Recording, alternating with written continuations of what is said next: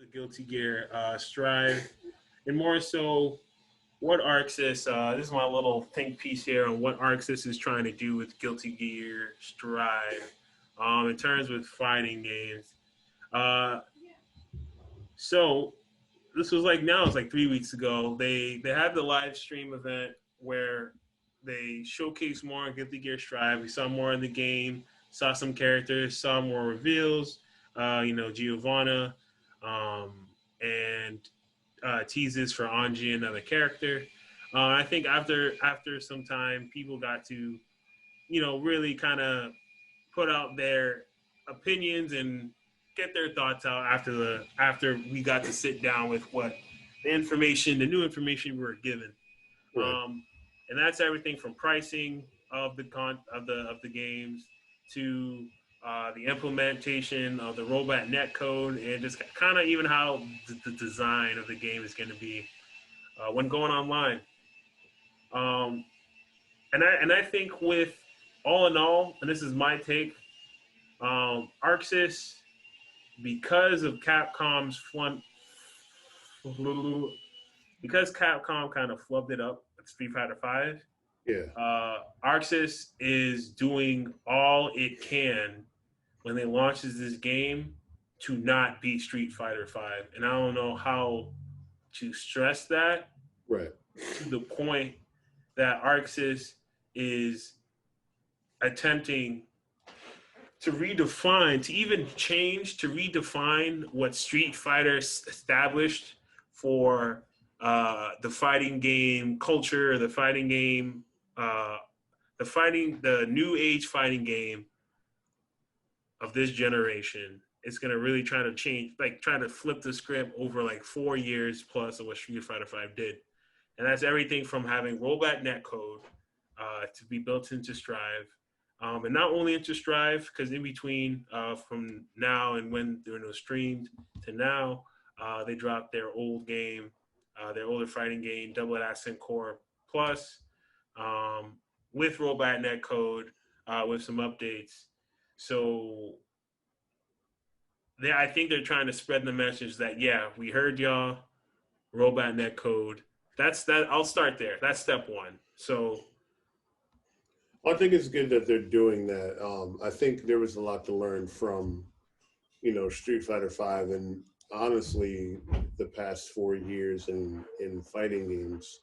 I think they said too, like their special edition comes with like season 1 of the DLC pass and everything like that too. I mean, of the DLC, if I'm not mistaken. yeah. So Which yes. that's great because again, like you can buy the special edition of Street Fighter and then still had to pay for the DLC. Like, Yeah. So I think they're just trying to do more consumer friendly and community friendly changes. Like,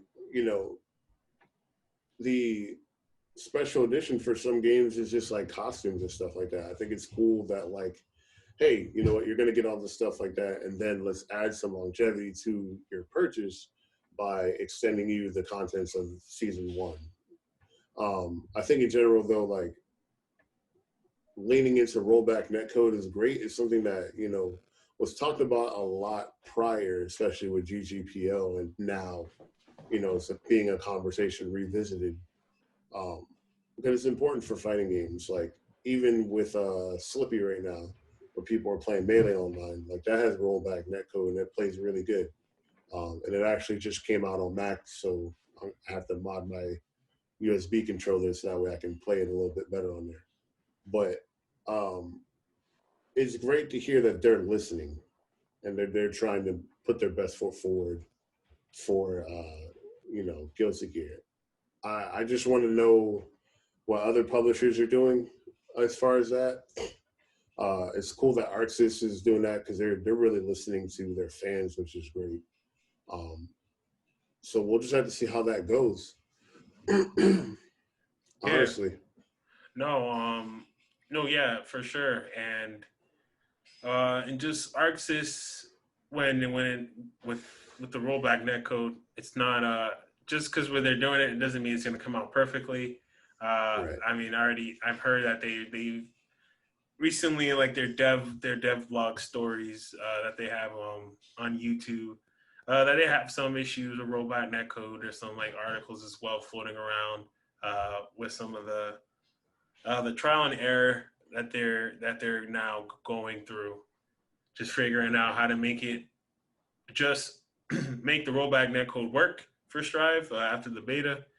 Right. So they're trying, and I rather them try and fail by trying to give us what we want, and then try and fail over and over for something that we didn't want in the first place, right? Like that's how I feel like Street Fighter V kind of hit me. That's why I felt, and that's how I felt with when it comes to certain news releases for Street Fighter V. And this is not an expose to compare them both, but I just think this is how ArcSys is just operating under doing what Capcom didn't do. Like they're just going the opposite route on everything. And the one thing I just want to just bring attention to was how they are approaching the ranked system in their games. And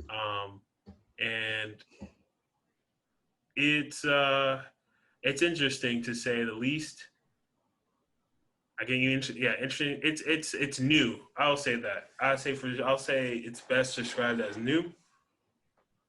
Because they're trying to do away with like a point system with needing certain amount of points to fight, or using points to grade you or put you in a certain kind of box in terms of this is where your skill level is, because that system, as we know, has been exploited or can be exploited over time. It has been proven. And maybe it's just not the best way to get also the best online competitive experience. So they're gonna go try with something different and open up with what it looks like a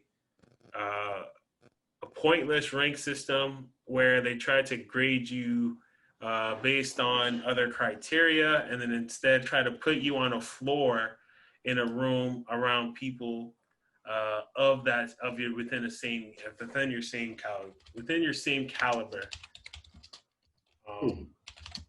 And I'm just, as you can hear my keyboard, I'm gonna see if I can just pull up something with a little more information. I can't remember verbatim, but it was different. It was new, and like the idea was new compared to what fighting games are doing now, from what we know.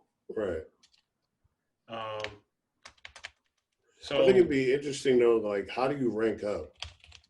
You know what I'm saying? Like, because it sounds like they're gonna base it off of like, I almost take it. You remember how like Street Fighter 3 will give you a grade at the end based on like how you played. Like offense is this high, special like technique is this on, blah blah blah. Like right. the system sounds good, but like maybe if they have examples of how they're gonna rank, that would help. Okay, I just pulled up this article, Siliconera, off of their page, siliconera.com. So there was a live stream, and it was obviously covered by Famitsu, the Japanese gaming, the big Japanese gaming publication. Publication. And so the lobby. So not only did the lobby, from those who paid the beta, it had like the 2D. It was like the 2D like stick figure kind of lobby. So now it says it's supposed to include more 3D. And that they're doing all away with the rank system, and instead you're putting on a floor based on your aptitude levels without having to worry about points. And what more does it say here?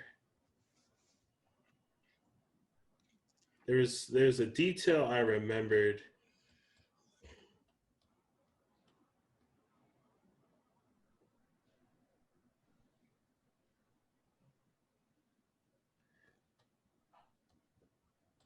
Yeah. I think it'd be interesting once they flesh that out.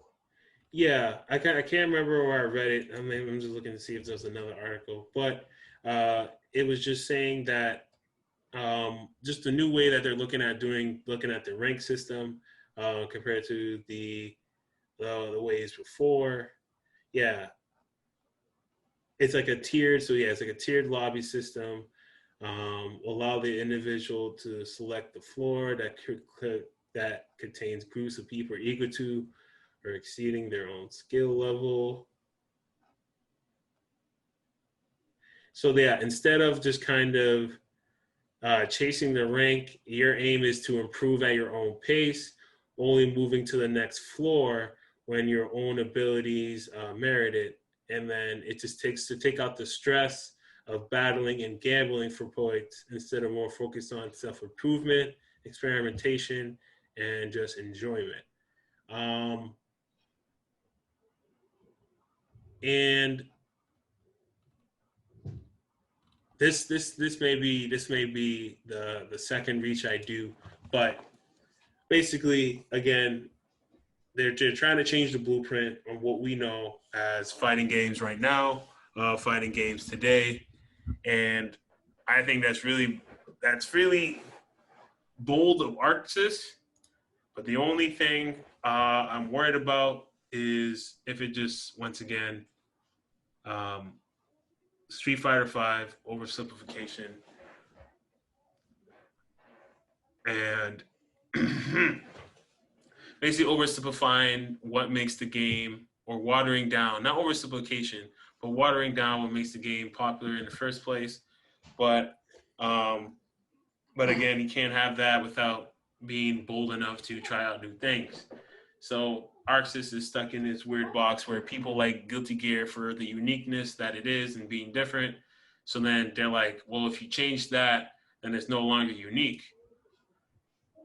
That's the argument. Even though if you change it, then it becomes something else. So when it still be unique, but Yeah, I mean, my only concern with the because the new character is watered down. That's why I say people think the new character is watered down in terms of aesthetic, in terms of moves, in terms of how they look. Even though it's only by a trailer, people are not impressed. By general Guilty Gear from the general Guilty Gear community players that play the game. Blah blah blah.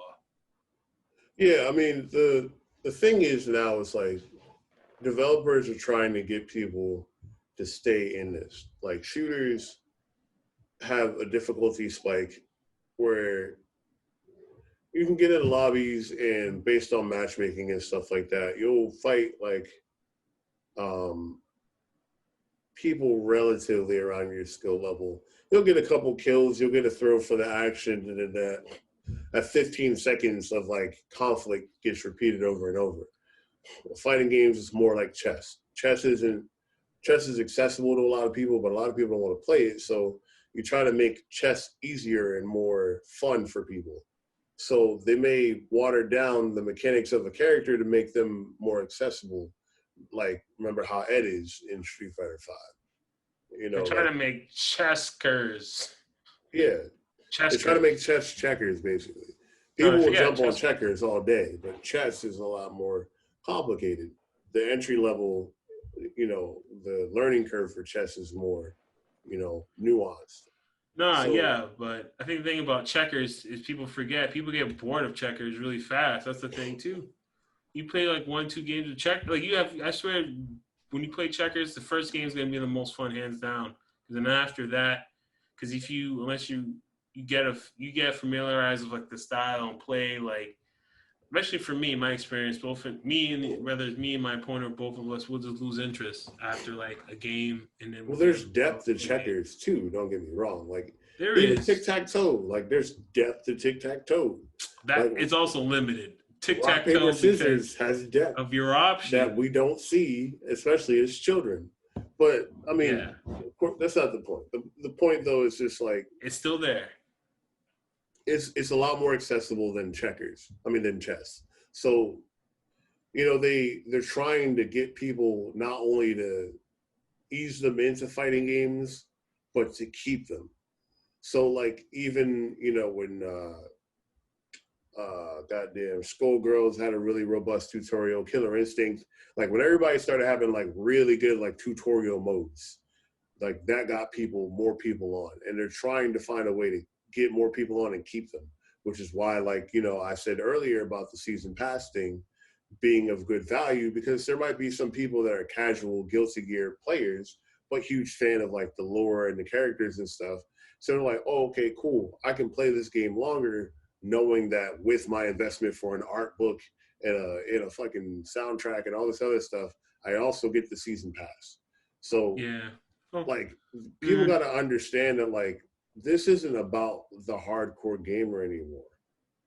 You know what I mean? Like they're trying to go for the people that are going like they're making stuff for the hardcore gamer, but they're trying to get more people to buy into it and become that.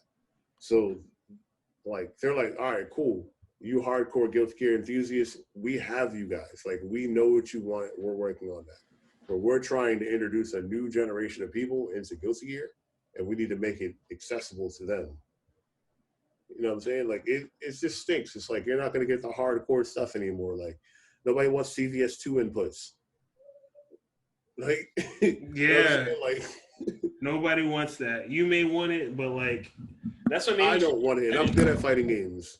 My bad. I don't want that shit. Like I don't want to like, bro, to do freaking Guile's like a flash kick super. It's the freaking man. Yeah, you gotta whip it. You gotta do a PD Pablo like just to fucking do a flash kick. Yeah. No reason why you should do that. No, yeah, and right, and I know, and that's maybe it's a nuanced thing, but that is also another conversation I do want to revisit at some point. That's basically about like what is fighting games fundamentally, what makes fighting games fundamentally different than other like genres of games, and like why I say like why I think it has a hard entry point compared to others. But no, but to your point, at the end of the day, I like to say as well to basically to whether to sum things up is ArcSys is trying to put out their idea that will attract as many people as possible and not make an entry wall to others. But it's also a business, or it also has to answer to a company to make them also make a certain amount of money. And because I kind of feel some type of way about the titles, the pricing as well, is because you're kind of locked in to getting season one, regardless if you want those characters or not. And again, if you should have the choice, if it could save you money, I feel like to opt out of season one, and I feel like that option was taken from you, and kind of being like, "Yo, what is included?" and is included in the price.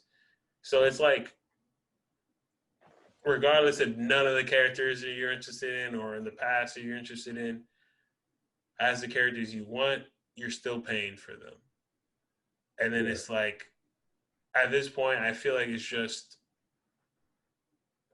those DLC characters are not really DLC characters. They're in the base roster of they're basically, well, if this package is limited, which I don't know if it is, because if it holds even past like a year later, if you buy this game for like $80, you still get season one.